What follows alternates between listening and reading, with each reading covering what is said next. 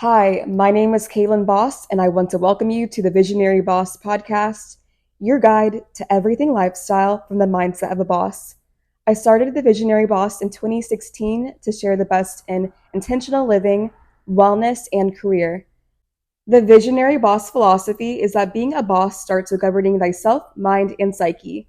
This is a podcast space for anyone who is seeking an improved quality of life, whether you're an entrepreneur, aspiring to have your own business, or you simply want to live more intentionally. On today's podcast, I have professional photographer, creator, and entrepreneur Neil Lee joining me to talk about self confidence and the importance of having high quality, self branded portraits and content. Neil, welcome to the podcast. Thank you for having me. Yes, so how are you doing today? I am doing great. How about yourself? Doing good. So before we get started, I like to do a rapid fire question for people who are my co-hosts on the show. First question, where did you grow up? In Lakeland, Florida. Okay, so a Florida native. Yes. Okay, awesome. And what is the last book that you read or audiobook that you listened to? Last book that I read is How Do You Heal? Okay, very good for this time of year. We're starting out good. And do you prefer listening to music or a podcast while you're driving? Pretty much an audiobook. Okay, audiobook. And what is your favorite local coffee shop in Tampa? Networking leads. Okay, nice choice. Do you prefer capturing and shooting indoors or outdoors for client professional headshots? It all depends on what look I'm actually going for, or what my client looking to have. So it really doesn't matter because I have experience on both, and it's just all about how well you can control the lighting. Lighting is key. Yes, Okay, and Tampa or Miami? I know you travel to Miami a lot for photos, but if you could prefer what city to work in, which would it be? I would say both. I like both cities. Okay, duality. And are you an introvert or an extrovert? It depends. Okay, So I am a introvert when I'm not comfortable, but when I'm around like-minded people, I'm an extrovert. okay. I would say that time as well. And the last question, what is your favorite camera model at the moment? Canon. Canon. Okay. I'm a Canon person too. I bought three Canons in my entire life. So I know Neil throughout the years as a professional headshot photographer. And the photo for the podcast is actually one that you took of me a few years back. Yes, And it's one of my favorite headshots I've had ever. I just think you really captured the great lighting and I was able to show personality. And just being on set that day, it really made me understand like how much creativity and expression goes into having like high quality photos. It's like one thing to have like really great lighting and to use an expensive camera, but to also have other things like contrast with that and like other elements and having confidence and having a presence in the photo really makes a difference. And I think that photo has been really impactful for me because I've been able to use it for my personal branding, for a LinkedIn or profile photo. So over the years, it's been a really reliable photo to have. that's great. That's great, and I'm glad that we was able to take that photo. How many years ago that was? It's been some time, so I'm due for So another that means headshot. it's that no that actually mean that is it's a timeless image. Okay, It doesn't look like an image that expires. that's true. So it was captured very well. Lighting was great. Everything overall was great. So you are still able to use that image. It's not like you changed much. So if you haven't changed in your appearance that much, you can still continue to use that image. Okay, maybe I'll use it for another 5 years. Okay, so self confidence. Let's get into it. From your perception, what would you define self confidence? How do you define it? Really, just being comfortable within yourself, like without having a thought of judgment from others. Okay, Just embracing who you are and how you like to just just be within yourself and really accepting every aspect of yourself. I would agree. I feel like it's really embracing all that you are from like the outside external and then also the internal.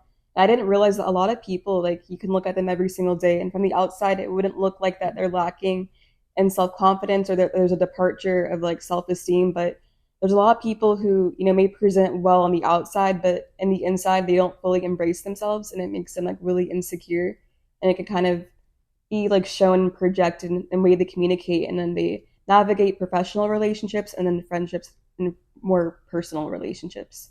But what I've learned is self-confidence, it's less about always having the right thing to say and being super profound, and just more so again embodying who you are and being accepting of your mistakes and your shortcomings, and also having like that hopefulness and like courageousness to also like try again, and having kind of like a reset.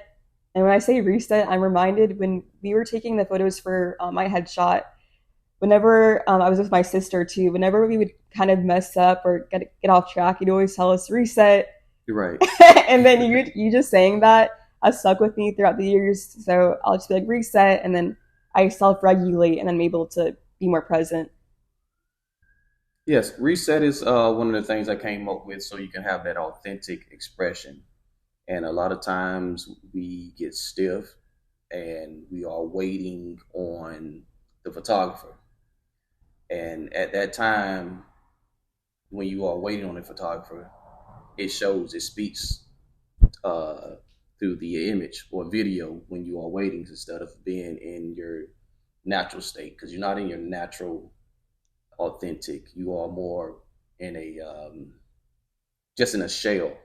Yeah, a shell of yourself. Yes. So to actually bring out your authentic, self, you have to reset and relax. I have a question too. So people who want to stand out, what would you suggest? Just so it's not such a like a corporate sterile look, if they're trying to just be more expressive and show that they're a little different, if they want to like be themselves in their photos. You pretty much be yourself. Don't think too much about it and allow your expressions to show, whether you want to smile, laugh. A lot of times, laughing and capturing that candid shot will be the shot. Sometimes most people don't think that you can actually use that, but that becomes a very attractive photo because there's a lot of energy within that image that is captured, because it's a natural, authentic expression, and you are being yourself at the same time. The keyword is the energy. The energy, yes. Yeah. I think energy is really important, and especially like whether you're like in front of the camera, taking like professional branded images, or you're like going to different events, like networking events and all of that. I think that you have to carry like really good energy with you, and it has to deal with self confidence. So it's just really walking into a room, again, not being um, preoccupied with the judgments of others and how others will perceive you, but just stepping into your best light, walking in there with that confidence and like that laugh and that smile. And I didn't realize like having a smile is so impactful when you're establishing connections with people. So if you're able to do that in person and then you're able to do that within photos, I think that's like a match made. Yes. Yeah. Yes, because a lot of times, what it say is sometimes your smile makes other people smile, even though they might not physically smile, but it makes them smile inside because it's contagious. Hmm. It's the energy that's given. It's the same if you bring negative energy, it changes the mood of those that doesn't really have that full control of their emotions and stuff. So they will react on how you are, the energy that you are bringing.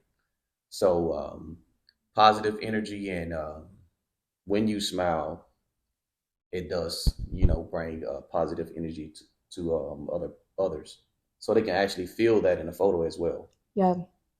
And for you, how do you think you've evolved from like being a photographer, like when you first started, to now, as far as like directing people and then giving that insight and that feedback when you're on set with them? Evolved as a photographer. Say it again. I'm sorry. Yeah, so evolved as a photographer. So it's like when you started, how old were you when you started doing photography? 17. 17.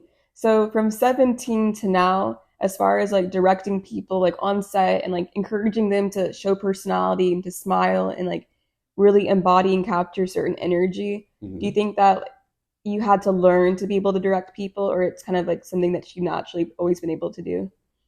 Well, it was it was naturally at the beginning, and then at some point of time, I did kind of lose my creativity and did lose my director Yes. because I started allowing others to step in and say we should do this and do that, and that I lost my natural way of just guiding. And once I realized how much that affected my outcome of my images, it was beautiful, crisp images, but they did not say much. Yes. So when I started looking at the beginning, and then in the middle, and then where I'm at right now, a few years ago, I started just reflecting and looking back at the images and see where I started losing its value, total value within that image, and now I see why. So it's like, okay, more directing and letting people know it's like um, the reset is very important because when you adjust, you don't have that stale face, and it's speaking to the it's speaking a message like I'm waiting, and it's speaking that message to the audience. So your ideal audience is looking at you like deer in headlights and a stale smile, fake smile, and that's the message that you are giving through the image. So um, just looking at it and tell like, okay, it's not enough energy in this photo, so Mhm. reset and come back, and then just have conversation with my clients and see that when they are tense, just having conversations that are more relatable or what makes them smile. Sometimes I ask them questions like, if you have a pet and they think about a pet, they light up. They whole mood change because that's something that brings them joy. So their whole mood changes and you can see that.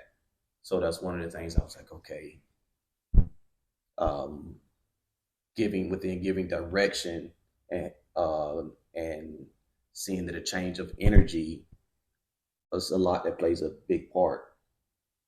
That's true because like sometimes I'll look through different like headshots, like just like through LinkedIn, or if you're researching more about a company and like you just see like the first images of like the people who are like the founders, owners, and I always get a laugh when I see those photos with someone like this, just like me mugging the camera or whatever. And it's like even if you are to do that, you just don't really feel that connection or energy. So people can try to establish like different feelings through like their poses and their facial expressions, but sometimes it's a total miss. But I looked through your catalog of professional headshots, and there's like so many people who I don't know. I mean, maybe I won't meet, but I look through those photos and I feel connected to them. I'm like, wow, I can feel them. I don't know their story, but I know their vibe to an extent.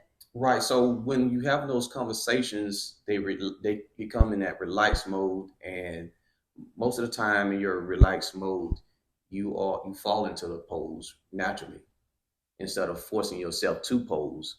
So when I have these conversations, they just do their natural movement, and I say pause.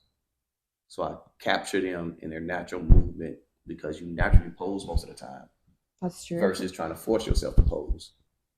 So I've learned that as well, and that's how I capture the amazing shots that I do because a lot of people really can't pose like naturally compose. It's very tough, and that's one of the biggest things that I have faced years back, trying to figure out how can I help them pose when they really is really tough for them to pose. And when I saw like I took the time just to have conversation, and I see that their natural movements and how they carry their shoulders or just they speak their body language, and I say that's how I would help them pose by just having a conversation and then telling them to stop, pause. and catch them in a natural, comfortable. It's true. I think that getting really great quality images, that's a great opportunity. And that's something that you'll thank yourself for doing. But if you're really camera shy, that's an obstacle. Yes, and also I also look at other photographers that I get inspired by, and one photographer that I looked at on YouTube. That's what he does. He have conversations with people that's always nervous, but he use a trigger when he shoot, Hmm. so he can capture them at their natural movement. Because a lot of times when you hold up the camera, they tense up, That's true. and it's very difficult to capture them. They can pose and do the pose that you show them to do, and as soon as you hold up the camera, they tense up. So sometimes to already have the camera in place and just have a conversation with them is a trick to capture them at their natural state while you're just talking.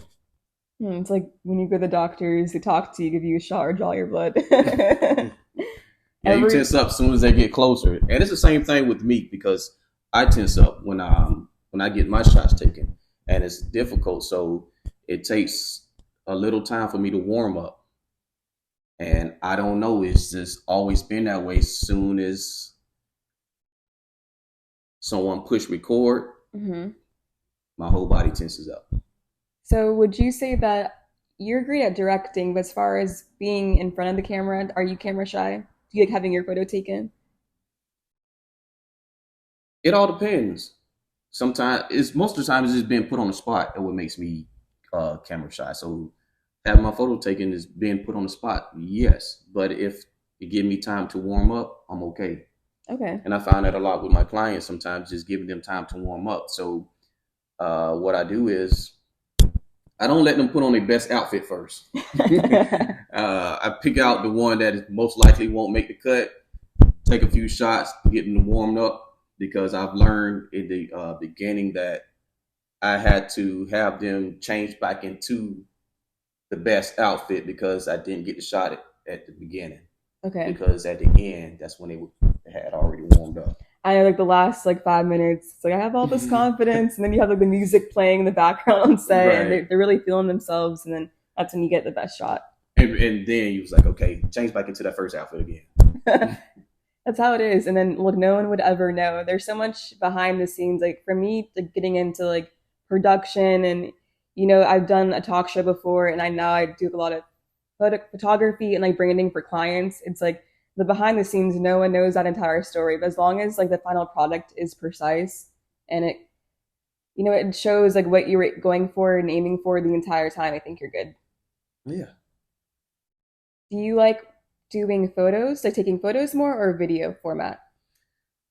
I actually like both.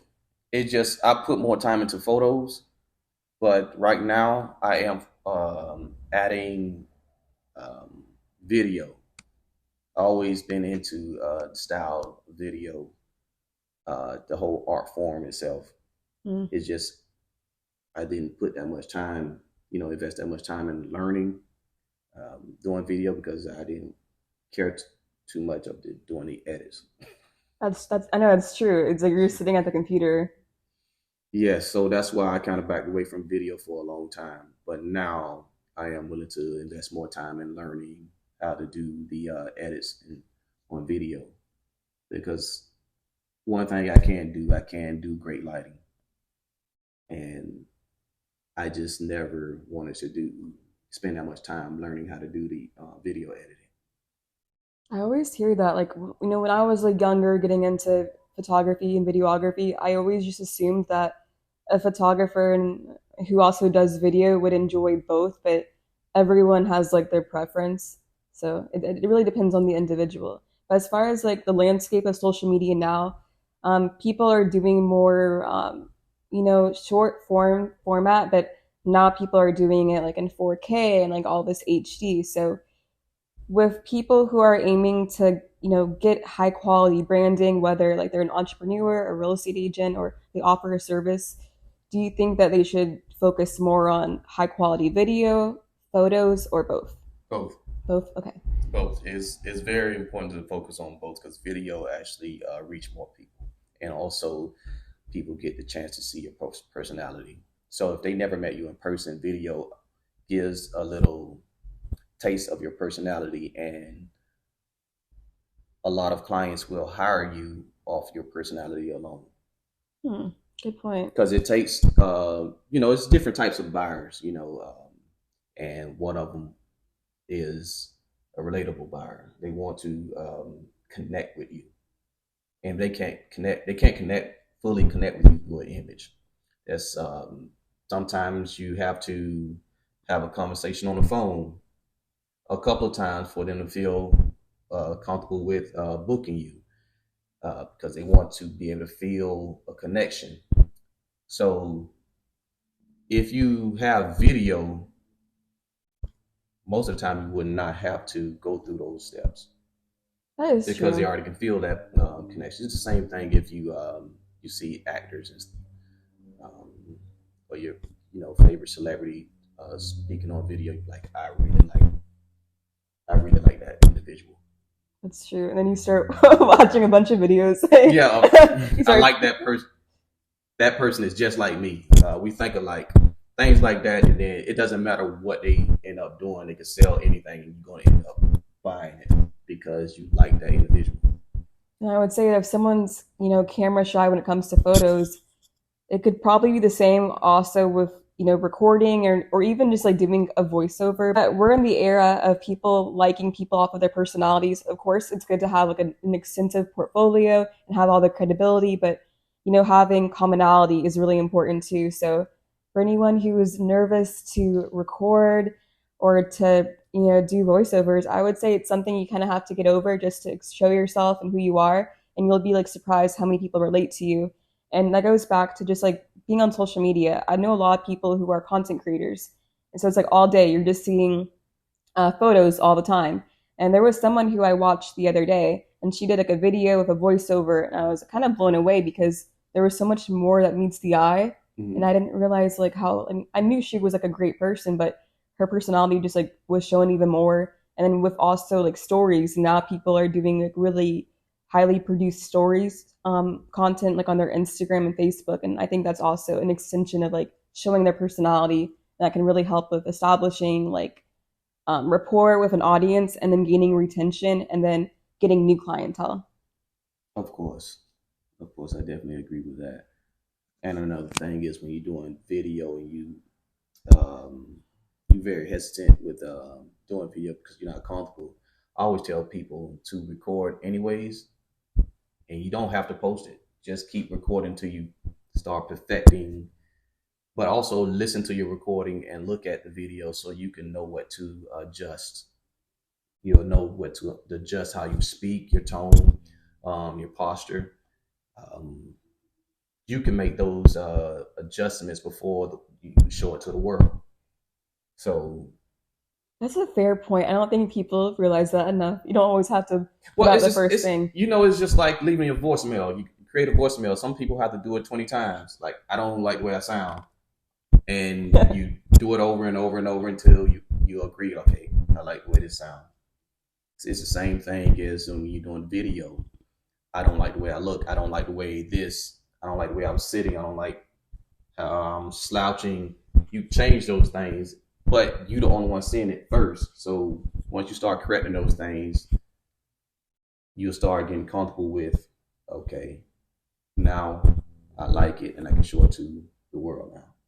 That's good. I agree because I feel like even for me, what I've realized that like when I create content for myself, I don't always have to like, love the first or one or two takes, but as long as I'm trying, I'm getting somewhere, and then I'm really proud of like the final product. And that final product would have only happened if I was like persistent and I consistently tried and I practiced. And there's times where I will practice like talking or even preparing for a podcast, and no one knows exactly how long it takes, and you'll never know. But there is that preparation, and there's nothing wrong with preparation because I know that we see like a lot of content that's like posted now, and a lot of the time some people they do record it on one take, but that takes like expertise and that takes comfort and it can take time. So don't be hard on yourself, just give yourself some practice. Also, this is actually my first time really being recorded, being on video. Okay. It's just the fact that, as time passes by, you think about it, I have no more time to waste. So stop allowing fear to take control and embrace it. And eventually I will get more comfortable the more I, jump on video. So yes, this is actually my first time being recorded this long. Okay. Because I would normally take off. Look, so if you're getting comfortable now, I can only imagine in the future you're going to do more talking videos, like not even just like with your phone, but on video like this. Yes, this is the goal is to break the ice. Break the ice. So Neil, thank you for joining me on the first, in-person episode of The Visionary Boss. You're my first guest, so I think this went very well. Well, thank you. Thank you for having me. I hope we broke the ice and you get more comfortable recording. Yes. So join me next week for another episode of The Visionary Boss. You can find me at The Visionary Boss on Instagram, Facebook, and all major social media platforms. The Visionary Boss is out. I will see you guys later.